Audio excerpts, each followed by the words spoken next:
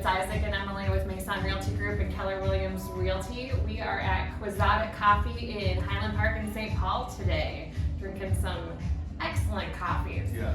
We are about to talk about fully executed purchase agreements and earnest money. All right, let's get into it.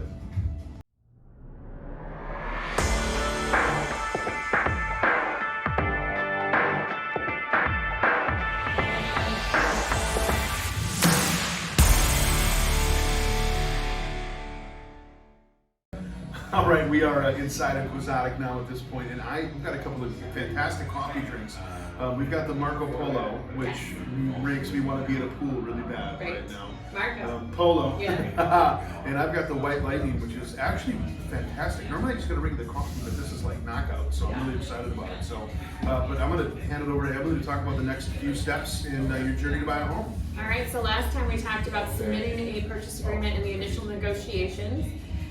As we mentioned, the negotiations aren't necessarily happening a whole lot right now in today's market because there's a lot of competition and we're doing the highest and best offer thing.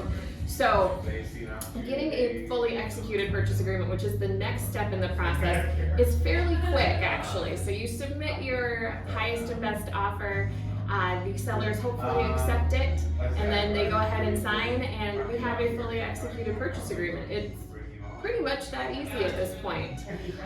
After that is done, we move on to the key important step of submitting your earnest money. So earnest money is kind of what secures your intent to purchase. You can get your earnest money back as a buyer if you cancel your purchase agreement within an allowable contingency period. And those contingency periods are laid out in your purchase agreement. And we can talk about that further.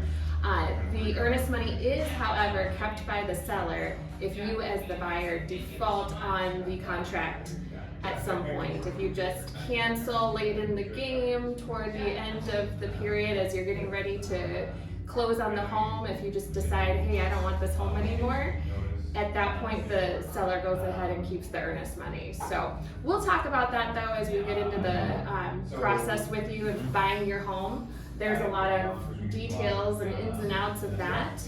And next time we'll go ahead and talk about the inspection.